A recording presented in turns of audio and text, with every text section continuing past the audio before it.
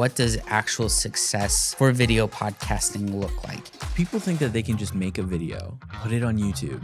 It'll blow up. It'll go viral. Right. This is going to sound strange. I don't think view count is the right metric for the success of a podcast. The bluer the ocean, the fewer people who are talking about that, the better chance you have. I'm not going to get a silver play button on YouTube.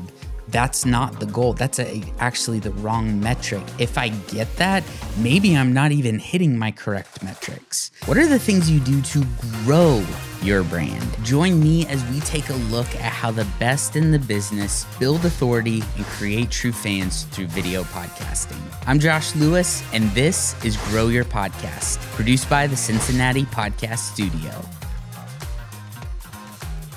You and I get this question, I think, a lot in various ways around what, how to maximize content on YouTube, on Spotify, on Apple Podcasts, whatever. Mm-hmm. And so kind of what I want to talk about today is what does actual success for video podcasting look like? Mm-hmm. I think we can so easily look to the wrong kinds of metrics to validate what we're doing. And I think I just want to help people understand how to think about this, how to come up with it themselves. So let's start with that. Let's start with the piece that's people are looking to the wrong things. Where have you seen people looking to the wrong areas for validation? Well, I think it's an expectations thing, right? People think that they can just make a video, put it on YouTube, and it'll blow up. It'll go viral. Right. I mean, that was the joke in the mid 2010s of okay, this is your job to make things viral. Good luck. That's not how this thing works. No. That's not how it works at all. Yeah. The biggest podcasters in the world are the biggest podcasters in the world because they've been doing it for a very long time, or they had a reputation before they started. I'm glad you said those two things because I think there are some people where it's man, they're popping off right away, but it's because they had a rep beforehand. So absolutely. That's a good point. Smartlist became one of the biggest podcasts in the world because everyone knows who those three are. Right. They're actors. Right. Some of the bigger actors of our time. Yeah. They've done a bunch of things and they're so heavily invested in shows that are on streaming services. So everyone knows who they are. Yes. Right. Yes. But then we even think of the one that everyone says, Joe Rogan's of the world. He was the host of Fear Factor, the biggest show that existed at the time. Fear Factor. He has done so much with commentary and interviews and stuff with the UFC, and it's just especially at a time where it was really rising, and so it's of course he has a following. I think there are things that the two you just said, there are things we can take from them about here's how you can do things well. Yeah. And actually in future episodes, I actually do want to analyze some of the things that I think they do well that can translate to anybody. Yeah. But you're right. You can't just take those people and say well, they're doing millions of views or whatever. And it's wrong metric to go after. And you're not thinking about the environment and all the factors that go into that. Yeah. And I don't even think view count is, this is going to sound strange, but Heresy. I don't think view count is the right metric for the success of a podcast. Say more. The reason I say this is because there's a couple different things, and we're going to get into this about what success looks like. Yeah. But I've been reading this stuff about everyone sees the Mr. Beasts of the world. They see the Casey Neistats. They see the Call Our Daddy podcast. They see all of these sort of shows with these massive followings. And of course, they're making money off of that. And that is great. And that is a win for them. Yep. But the majority of us are not those people. No. We're not skilled conversationalists like the Hermosis of the world. Sure. We're not going to be the Gary V who can just rattle off knowledge and it's just gold every single time. Some, if you're out there, I want to be friends with you. Yes. But and most you of us need a aren't. podcast, but Definitely. But like the big thing is there is a lot more value to 1,000 subscribers who are deeply invested in the work and the podcast that you are doing, even though you're getting 500 views a podcast, than there is to have 100,000 subscribers who are unengaged. Right.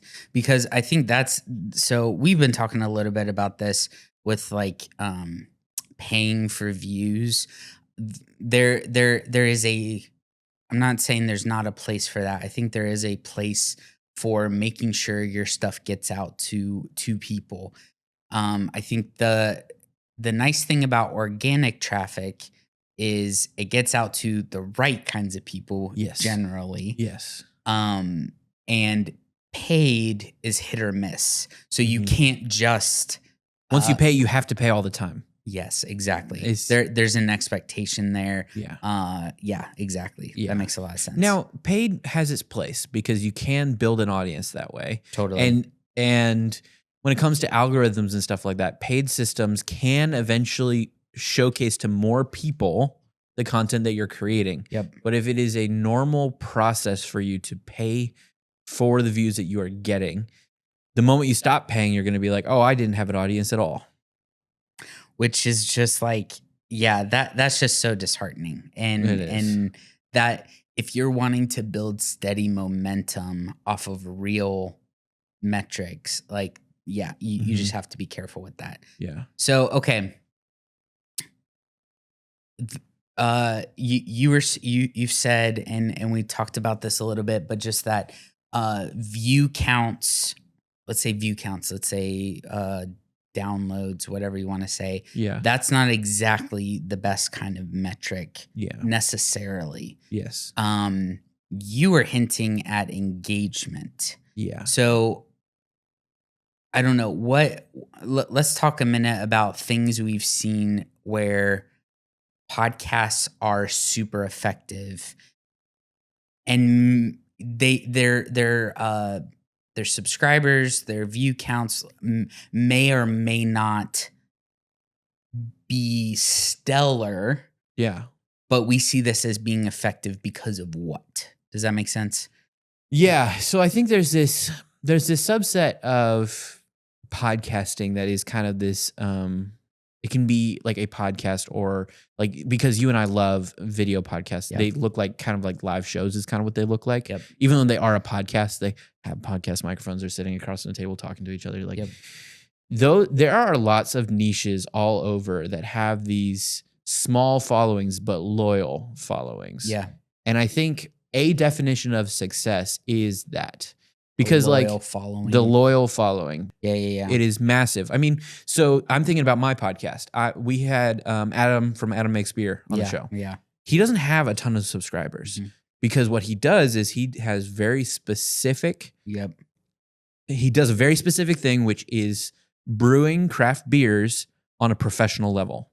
Yep. Not the like home brewer style stuff. He does, hey, here's how you use a 50,000 gallon thing and make beer. Who has that at their house? So no one. Exactly. Yeah, it's a small audience. Yeah, but he recognizes that sort of content is needed. Yep. Because the majority of people who become brewers didn't have any of that experience before. He didn't have that experience before. Right. So he's like, hey, I'm going to start making my show about talking to people who need to learn how to brew beer. Yeah. But don't have the resources right now to be able to figure it out any other place. Yep. And so if a brand can say, hey, we know our addressable market is small, but we know that it's not being served, that is a huge place for a podcast. Yes.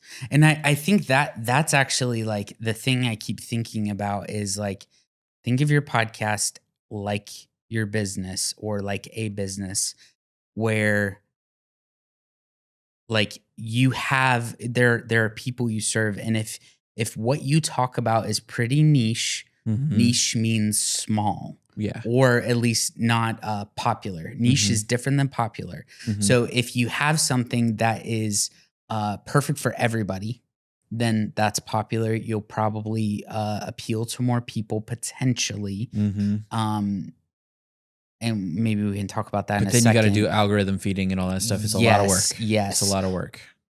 and standing out. What does it look like to stand out? So it's like that idea of a blue ocean, right? Yeah.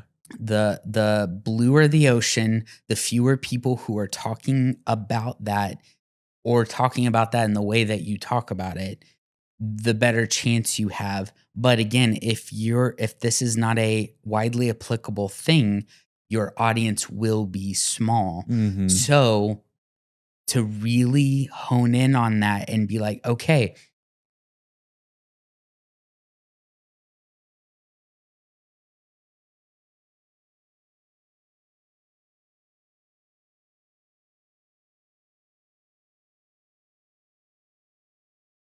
like Yeah. it could actually be hitting a wrong target. What you should talk about is, or focus on, is how do I really, like you just said, how do I really engage my audience, the people that care about this, Mm-hmm. my niche, so that they actually like are served well, can take next steps, that kind of thing. Yeah. I think that's a very, very wise thing that I think feels super good to get the play button, I know. but that's maybe not where you need to go. Yeah. Well, then let's take it to the other direction that Yeah. you might need to go. There's obviously some other definitions of winning Yes. when it comes to podcasting. So I may be jumping ahead here, but the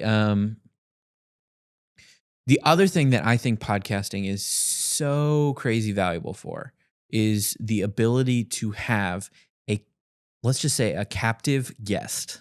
Yeah, Yeah. for sure. So like you and I, You're not kidnapping anybody, you're but not. You're not. But it actually is, for the majority of people who are not big name people, Yeah. it is not that hard to get somebody to sit in a seat across Yep. from you and have a conversation. Right. Or it's even less effort generally to have somebody do a Zoom style conversation. For sure.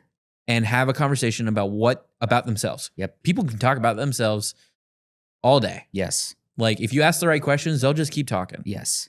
And if you have the ability to just invite somebody into your podcast, then who cares about the views? If that person is your ICP, if they are Yep. your like target market that you're trying to like build your brand off of, and you want this connection to that person, Yeah. and you can get that person, Yeah. then that's a win. Yeah. Like, Because I think Yeah. I think what's helpful about that is, it's kind of a biz dev tool in a sense, oh yeah, where it's like you're actually inviting somebody. A lot of people say yes to coffee or whatever, but Mhm. especially if they're really busy, if you say, actually, I would love for you to be on my podcast, Mm-hmm. that's actually like you're showing them honor for Yeah. one, where it's like, I want you on my podcast. But then like, I mean, you can create a bunch of assets. Like I know you do this all the time, where it's like you share the assets Yeah. with the people you have on the show. And it's like they're getting value from being on the show Yeah.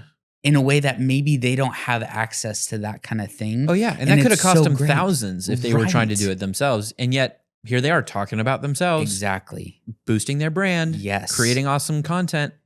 Awesome. And Win-win. then they get to know a little bit about what you're like, Mhm. and to be able to like, yeah, just like have conversations. Yeah, there's cameras and lights and microphones and all that. Yeah. But we do that to capture the moment for further value. So you're really maximizing that time a lot. Yeah. Yeah, I love that. Well, because also like I think of it too this way, like for the Cincinnati Business Podcast that I run, Shout I out. have been working pretty hard. You and I both have, because we put this together. But like, I worked really hard to say, hey, how could we get the mayors of Cincinnati on, like the Right. mayoral candidates Yes. on the Cincinnati Business Podcast? Yes. And it's this moment where all of a sudden, I don't really care if I get a ton of views on that episode. The big win is the fact that I got the mayor's Right. candidates on the show. Right. Like that is a huge win. And now I have Yes. relationship with these people, Mhm. at least some sort of sliver of it. Yep. And so the value for, let's say, that parts manufacturer Yeah. again, is that if they invite, say, a distributor of theirs Yep. onto the show to have a conversation, it is an hour of conversation, 30 minutes of conversation that they don't have to talk business. Right. I mean, they're talking business, Sure. but they're talking the theory of business, the way things work, like why they like to connect as friends almost, Yep. versus, hey, let's talk to the nitty gritty about, I need 25 of these. I need Sure. 2 crates of this. I need, Right. like, it's developing deeper, lasting relationships. Mhm. And who knows, somewhere down the road, that relational capital that you can build with that person Yeah. might turn into something else that can Yeah. really be helpful for you down the road. Yeah. No, that makes a lot of sense. And yeah, I think and that applies to so many different industries, whether you're a coach or you're a consultant. You know, shoot, I was even thinking, like, we've had several authors in the studio. So, and just like, you know, the people that wrote your forewords, like, Yeah. that'd be fascinating, you Yeah. know? That's a great There's idea. there's just a lot of different things you can do, but to, yeah, think of it. So one is, how do you really target the loyal fans? How do you, like, really double down on who your audience truly is, and not worrying necessarily about comparing yourself to other popular shows? Yep. That's one. And then the other piece is using it. A success metric could be, am I building relationships, using my podcast to build relationships with key partners? Yeah. Like that's a phenomenal way of doing it. We have several, you do this. We have several people that use our studio for that kind of thing. Yeah. I think that's really good. I think there's a third metric though. Yeah. So the other thing, this is a thing that people run into, Okay. I think is a fallacy Yeah. of podcasting. Or let's just call it hard mode. It's the hard mode of podcasting. Okay. Where you get into podcasting for the podcast to be the product. So, Sure. Yeah. So that's the majority of people I know that try and start a podcast. They Yeah. want their podcast to be the product. And so they want to get And that's paid rough. to make the podcast. Yes. Like even Adam from Adam Makes Beer, Yeah. he said it took him 8 months of posting continuously. And kind of like as this foolish time deal, right? Well, I think he was doing it on the side for a little bit and Okay. then eventually like went full time. Okay, got it. But like, which is the smart way to do it. Right. Like, but it took him 8 months to get monetized on YouTube. Yep. 8 months of posting all the time to get monetized. Yep. And so when we look at some of our brand new shows when they're coming in, Yeah. we say you cannot monetize a brand new show very well. No. If you have pre-existing quickly. relationships with vendors Yes. or other people who are like, hey, we would sponsor this, then sweet, Right. monetize. Yes. Go for it. Like, Yes. why not? But the best metric for success for a podcast that I personally believe is that it is in conjunction with a brand. Yes. So be it Yep. a CPG brand, be it a service brand, Yep. be it even a personal brand, like you were talking Personal about. brand would be perfect. Yeah. You were talking about authors Yep. or speakers or Yep. those sort of things. There's comedians. Oh my gosh, there's such a big It'd be space for amazing. comedian podcasts. Yes. Like, and the reason they do these shows is because it just builds that brand. Yes. Lets people know that their product exists. Yep. And then it helps sell that product. Exactly. Right. I think, yeah, you know, I typically say there's 3-ish ways of monetizing. One is like individuals sponsoring you, like through like Patreon or something. Mhm. There's corporate sponsorships, like you were just kind of alluding to, which I think typically is where people want to go, whether it's actually getting YouTube monetized or like Celsius being their brand. No, we're not sponsored by them. But like, you know, whatever, Celsius keeps being the thing that people want to use. That's funny. Or it being an extension of your business Mhm. and kind of like the marketing arm of it. And that's what funds it. But if that's what funds it, you have to funnel people back to it. And so I think a metric of success, kind of with all three of them, is how do you use the podcast to funnel people back to the funder, right? Mhm. And so if it's your business, it's really important to have a clear next step, Yeah. not to have many next steps, not to be general, not to be vague, because if you, this is Donald Miller thing, like if you confuse, you lose. And so like you Mhm. have to be able to make sure you handhold somebody and make it so easy for them to take a next step and compelling that they'll do it. Yeah. And so, side note, we have a free video podcast fit assessment that if you go to CincinnatiPodcastStudio.com/fit or click the link in the description, you'll be able to test out and see if a video podcast is a good fit for you. But Ad break over. Ad break. Awesome. Yes. That was good. But like, things like that, like that's a legit thing that you can try out. Or like we do studio tours here. Yeah. It's a easy next step. Yeah. So picking something that if you think about your customer journey, this is like what it is. Think about your customer journey and are you funneling people back? Yeah. And you can come up with unique URLs. It's like they only found out about that because of coming to the website or having a drop down, like we've talked about that I need to implement. But just like having a drop down, where'd you hear about us? This podcast, blah, blah, blah. Well, so that's even this has worked for us. Yeah. Obviously, we are a podcast studio, so it's easy for us to pull off podcasts. Yes. And it's great because there's that common phrase that says the cobbler's kids don't have shoes, right? Or the painter's house is the worst on the block. We're fighting against that so hard. So, and the interesting thing is we're learning that we're actually winning. Yeah. Like, we today had a guy show up at our studio wanting to do a podcast, and he heard about it from some dude in Indianapolis who knew about us already. Yes. And it was because of our podcast. Yes. It was because of our LinkedIn. It was because of us posting content all the time and saying, hey, we're just out here doing this thing. Yes. And people hear about us. Yes. And so like when we talk about like the win of bringing somebody awesome onto the show, right, and the metric of having them on, then you get their network. Right. You tap their network of like, oh, hey, I didn't know these people exist. Let's talk with them. Yes. Like you build this intrinsic value through your podcast where people know you, they trust you. We talked about that in a previous episode. And they eventually say like, oh, hey, I might want to buy from you. Yes. Yeah. People want to work with the people they know, like, and trust all the time. And so like, like, as long as they can afford you. Right. That, and we were literally just talking about this before this, the amount of people, it blows my mind. There are people who are like, I have to figure out how to make this work. Right. Yeah. Cause like we get all kinds of people that come in here that are checking out the studio. And that guy who came in wanting to talk about the secret society he was a part of. That was an interesting one.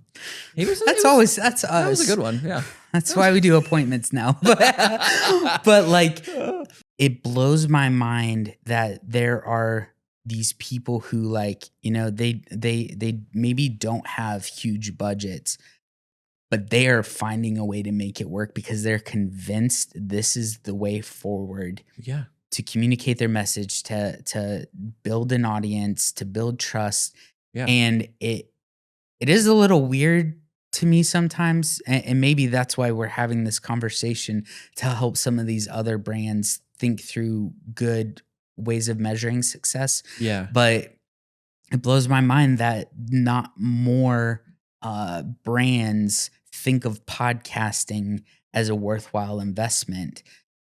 Because it's like it is literally one of the best brand building tools you can, personal opinion, but like that we've found. Yeah. And so I think it's just very important to make sure, like we don't want people to get into podcasting just to get into it because it is hard work. It's the long game, all those different things. Mm-hmm.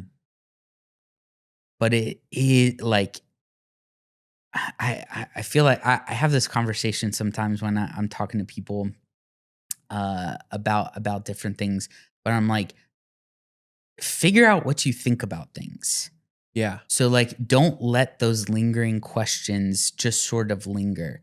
If you're not sure that video podcasting is the right move, I would just challenge, like, please figure out why. Yeah. And then you at least know, right? Yeah. And maybe you have a principled decision that makes perfect sense. Yeah. The same thing with any form of marketing. Yes. Yeah. Like Test- why yes. direct mail? Why billboards? Yes. Why Question online ads? everything. Question it all. Yes. Yeah. And I mean, we love asking the question, is this, I don't want to speak out of turn because we just started the company not too long ago, but like, if video podcasting ceases to be the thing, I think we'll pivot because we have a greater mission and we'll figure something else out. But even within video podcasting, we're always like, let's change this. Let's tweak this. Let's make it a little bit better. So question everything is huge. I think to wrap things up, okay, let me see if I can remember the things we talked about. Making sure that you don't just look at, compare yourself to these big podcasts and think you have to have thousands of followers or millions of followers or a silver play button or whatever it is. Think through who your actual audience is and are you serving them well? Are you reaching them? If you are, that's a freaking huge win.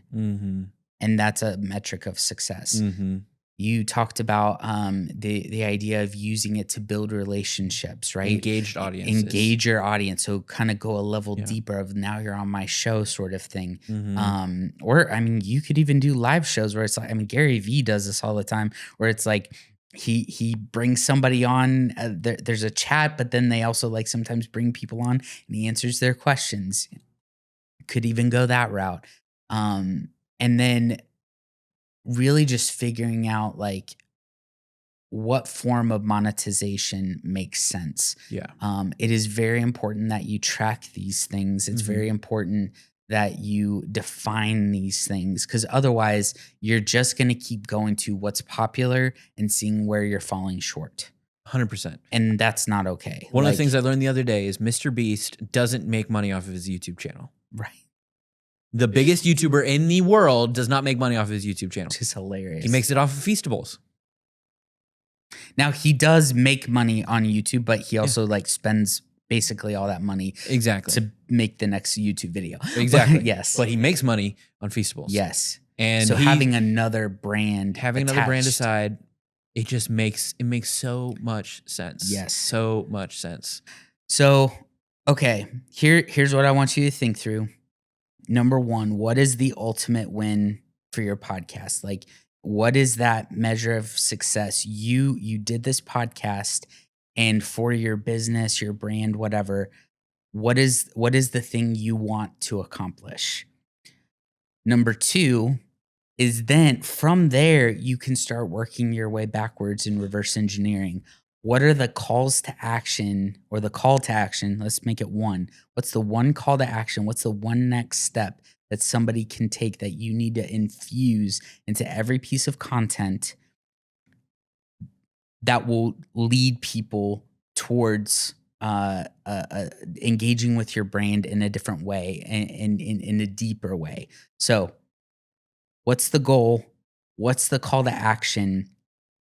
And then you can think through after that, what do we need to do to make sure this gets in front of the right kinds of people? And we didn't really talk about that as much. Maybe we can talk about that on a next episode. But there are things like, are you posting it in all the right places? Are you posting it in the right way?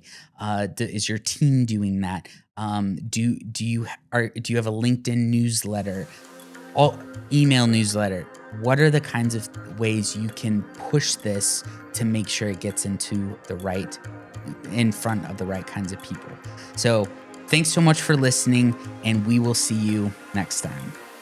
Hey, if you're getting any value out of this conversation, would you please like, subscribe, rate, review, share this video, do all the things, and get the word out about this podcast. We are really trying to help podcasters like you, brand builders like you, use video podcasts in the best way possible. Thank you so much for your time, attention, and trust, and we will see you next time.